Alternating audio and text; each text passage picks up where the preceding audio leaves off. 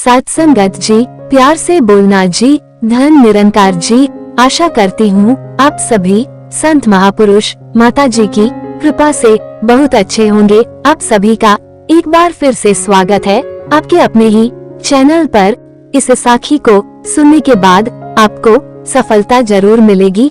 ध्यान से सुने सत्संगत जी। तो चलिए सुनते हैं आज की ये साखी। सत्संगत जी, एक छोटे से गांव में एक रिक्शा वाला रहता था। उसका नाम सुनील और उसकी पत्नी का नाम अनीता था। सुनील बहुत ही दयालु और मन का सच्चा इंसान था। उसकी भगवान में श्रद्धा भी अटूट थी। कैसी भी परिस्थिति उसका भगवान पर से भरोसा नहीं डगमगाता। वह रोज ऑटो रिक्शा चलाकर लोगों को उनके घर लेकर जाता था। छोटे बच्चों से लेकर बड़ों तक सभी से उसका बर्ताव अच्छा था। अच्छे स्वभाव की वजह से सैकड़ों लोग उसे पहचानने लगे थे। सत्संगत जी, आधी रात भी अगर किसी को आवश्यक काम के लिए बाहर जाना पड़े तो वो एक इंसान तैयार हो जाता था। रात के समय भी औरतें भरोसे के कारण इस रिक्शा चालक की रिक्शा में न डरते हुए जाती थी। एक छोटे से गांव में एक रिक्शा वाला रहता था। उसका नाम सुनील और उसकी पत्नी का नाम अनीता था। सुनील बहुत ही दयालु और मन का सच्चा इंसान था। उसकी भगवान में श्रद्धा भी अटूट थी। कैसी भी परिस्थिति हो उसका भगवान पर से भरोसा नहीं डगमगाता। वो रोज ऑटो रिक्शा चलाकर लोगों को उनके घर लेकर जाता था। सत्संगत जी, वो एक दयालु मन का इंसान था। सभी गांव वाले उसे बहुत प्यार करते थे। उसके 3 लड़कियां थी, चांदनी, सलोनी और अंकिता। वो तीनों पढ़ाई कर रही थी। बड़ी लड़की की पढ़ाई पहले से ही पूरी हो चुकी थी। सुनील ने अपनी बड़ी बेटी चांदनी की 12वीं तक पढ़ाई करवाई थी। बाकी की 2 लड़कियां पढ़ाई कर रही थी। उम्र होते ही उसने अपनी बड़ी बेटी की शादी करने का निश्चय किया। भगवान का दिया हुआ उसके पास जो भी था वो उसके लिए काफी था। रिक्शा चालक ने अपनी बड़ी बेटी की शादी एक अच्छी जॉइंट फैमिली में तय की। उसके ससुराल वालों ने शादी की तारीख निश्चित की थी। रिक्शा चालक ने अपनी बेटी की शादी के लिए पैसे जमा करने के लिए रात दिन मेहनत की थी। उसने अपनी बेटी को गहने, कपड़े और शादी का सब सामान खरीदी किया। वो अपनी बेटी की शादी का दिन देखने के लिए उत्सुक था। सत्संगत जी, एक दिन वह भगवान के मंदिर में पूजा करने गया। मंदिर में पूजा करते हुए वो बोलने लगा, हे भगवान, मेरी बेटी की शादी जल्द होने वाली है। मेरी बेटी की शादी का सामान खरीदी करते समय मुझे कभी भी कोई कमी नहीं हुई। आपके दयालुपन से सब ठीक चल रहा है। सब सामान भी आ गया है, खाद्य पदार्थ भी पहुंच गए हैं। उसने इन सभी के लिए भगवान का उपकार माना और उन्हें धन्यवाद किया। शादी को 2-3 दिन ही बचे थे। वो अपनी बेटी के पास गया और बोला, मेरे पास तुम्हें देने के लिए ज्यादा नहीं है, पर मैंने तुम्हारे लिए कुछ गहने लिए हैं। एक अच्छे परिवार में तुम्हारा हाथ सौंप रहा हूँ। लड़का अच्छा काम करता है, वह तुम्हें किसी भी चीज की कमी नहीं होगी। लड़की दूसरों की संपत्ति होती है, उन्हें एक न एक दिन ससुराल जाना ही पड़ता है। सत्संगत जी, पिता ने बेटी से कहा, कभी निराश मत होना बेटा। आज मैं तुम्हें ये पाठ सिखा रहा हूँ। बड़े लोगों की आज्ञा का पालन करना, अपने सास ससुर को अपने माता पिता समान समझना। मैंने तुम्हें 12वीं तक पढ़ाया है और सिलाई भी सिखाई है। ससुराल वालों ने तुम्हें कोई भी काम करने को कहा तो वो काम तुम जरूर करना। हमारी प्रतिष्ठा का ध्यान रखना। लड़की उसके अच्छे गुणों से ससुराल वालों को अपना बनाती है। तुम्हारे सास और ससुर तुम्हें ताना मार रहे होंगे तो समझ लेना कि तुम्हारे खुद के माता पिता तुम्हें बोल रहे हैं।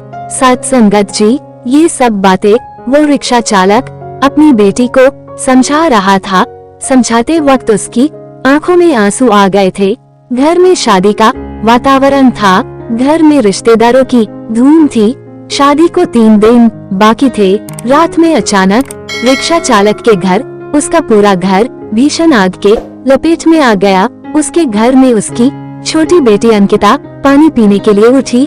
उसने देखा कि आजू बाजू में सिर्फ धुआं ही धुआं है और उसने अपने माता पिता को जगाया। सत्संगत जी, जागते ही सब आग लगी ऐसा चिल्लाने लगे, कोई तो हमें बचाओ। बड़ी मुश्किल से रिक्शा चालक ने पीछे की बालकनी में जाकर खंबे के सहारे से बालकनी से बाहर जाने का प्रयास किया।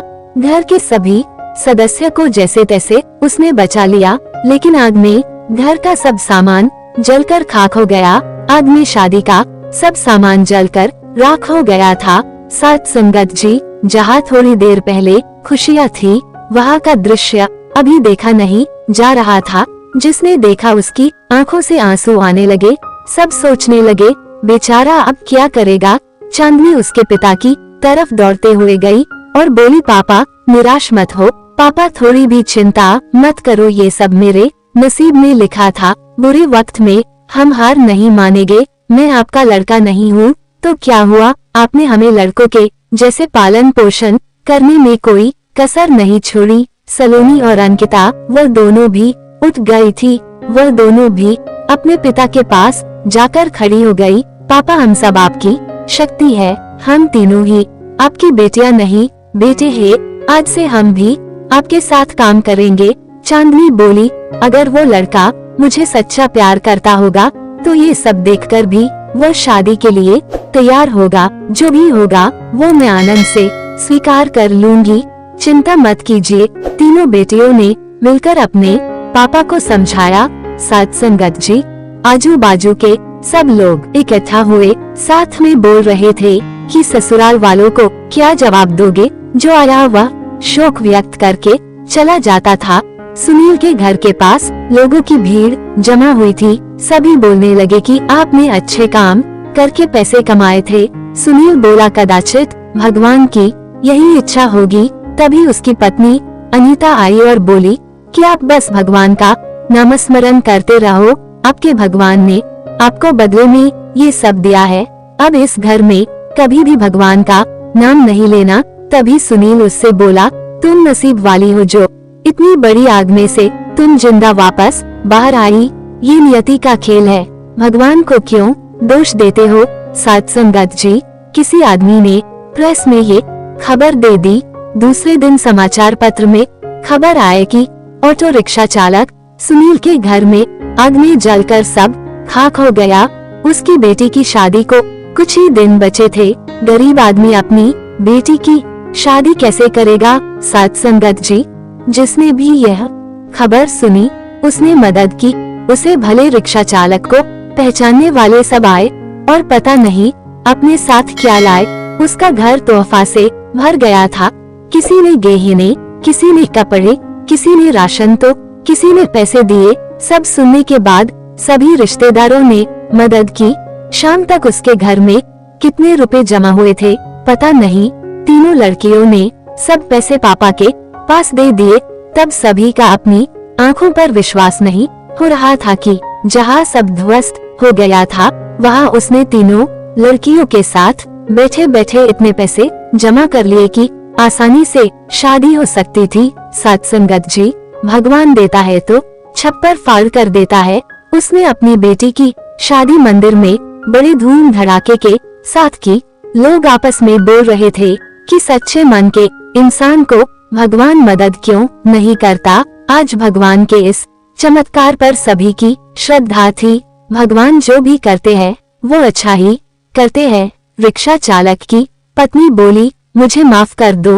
गुस्से से भगवान को क्या कुछ नहीं बोल दिया। साथ संगत जी, तीनों लड़कियां हंसते हंसते माँ की तरफ देख रही थी।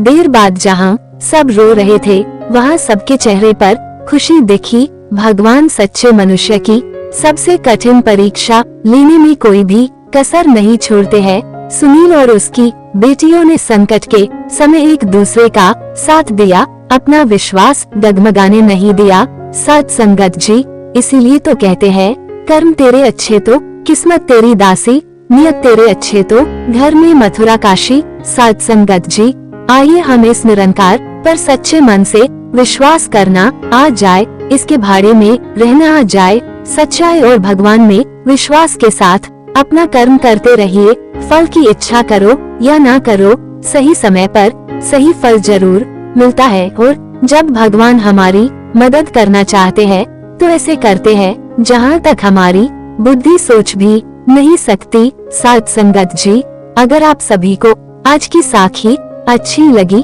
हो तो वीडियो को लाइक शेयर जरूर कीजिएगा। साथ ही चैनल पर पहली बार आए हैं तो सब्सक्राइब करना न भूले। आप सभी से फिर मुलाकात होगी नई साखी और विचारों के साथ। तब तक के लिए खुश रहिए, सेवा सिमरन सत्संग करते रहिए, माता जी के चरणों से जुड़े रहिए। प्यार से बोलना जी, धन निरंकार जी।